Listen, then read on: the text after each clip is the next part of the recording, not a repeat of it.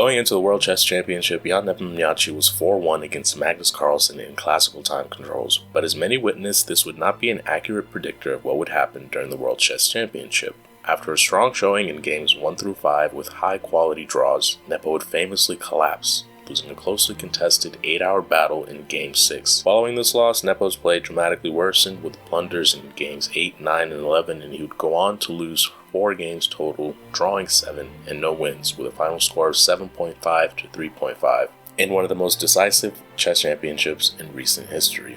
So what exactly happened to Ian? What caused his collapse in the second half of the tournament, and is there hope for the Russian contender? All that and more will be discussed here. Like all contenders for the chess crown, Ian was a child prodigy born July 14, 1990. Ian learned to play chess at age 4. As a youth, he would win the European Chess Championship 3 times, the under 10 category, would even win the World Youth Championship in 2002, beating out a 12-year-old Magnus Carlsen. Ian would continue to garner success in the chess world, hailed by many as Russia's shining hope in this new era of computer-analyzed chess. As the years went on, Ian would drift away from chess to pursue other interests. He was introduced to the game of Dota in 2006 and it became a major passion of his, which he pursued with the same rigor. He would go on to join a professional Dota team, winning the Aces Cup in 2011 and serving as commentator for Dota 2 tournaments. Following this period, Ian would go reinvigorate his love for chess and would implement changes in his lifestyle to achieve his goals on the board. Regarding this, he says, "At some point you have to choose if you want your life to be full of joy, and probably you're not going to achieve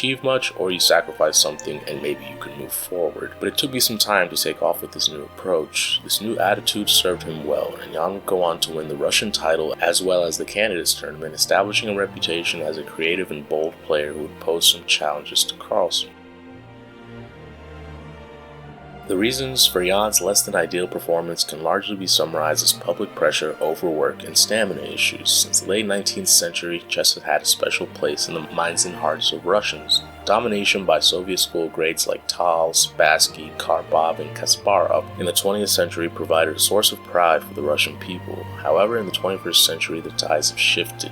Countries previously not thought of as having a great chess tradition have produced some of the greatest players of our age. Norway's Magnus Carlsen is a prime example, but also India, following the success of Viswanathan Anand, and China, which has become a powerhouse due to the strong support they receive from the government. With few if any major successes in sporting events such as Olympics or soccer, Russians have looked to chess to restore some of that national pride in Ian as a person who can return the crown to Russia. Despite this, public pressure isn't the predominant factor in Ian's collapse. Every athlete in every high-stakes event is subject to an intense amount of public pressure. It could even be argued that Carlsen is under even more pressure, given he is the favorite to win and he has to defend the crown. But still, it is worth mentioning. What happened to Ian was something more intimate and relatable. Just looking to games 1 through 6, it's clear his play and preparation were world class.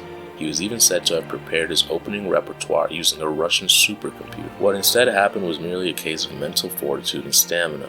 Ian even admitted to overworking himself in the months leading up to the championship. Whereas Magnus followed the same regimen of working out and preparing for the past 10 years, this routine is completely new for Ian. By the time the championship rolled around, he suffered from burnout and fatigue. Although this wouldn't be much of an issue at a casual event, at the WCC one needs to be in excellent shape and have the fortitude to last the grueling 14 matches. One moment of weakness, one missed tactic is all it takes to separate winners from losers. Following match 6, Ian merely succumbed to the psychological effects of that grueling and exhausting match.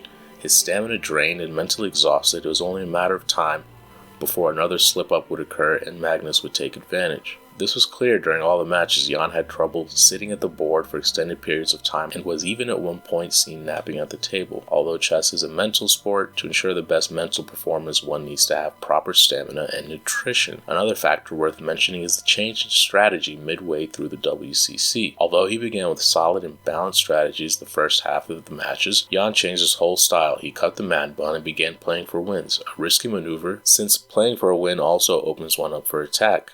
Magnus continued with his preparation and merely had to wait for Ian to mess up before capitalizing. In summary, Ian faced pressures at home to succeed, which drove him to overwork himself. This led to burnout, which affected his stamina. On top of that, the change in strategy was enough to create opportunities for Magnus to capitalize and ultimately win. This is by no means to diminish the accomplishments of Carlsen. If anything, it shows how impressive it is for Carlsen to retain the title for so long, given the same pressures, and it also shows how complete of a player he is both physically and mentally. Thanks for watching, and if you enjoyed, please subscribe for more chess stories and news.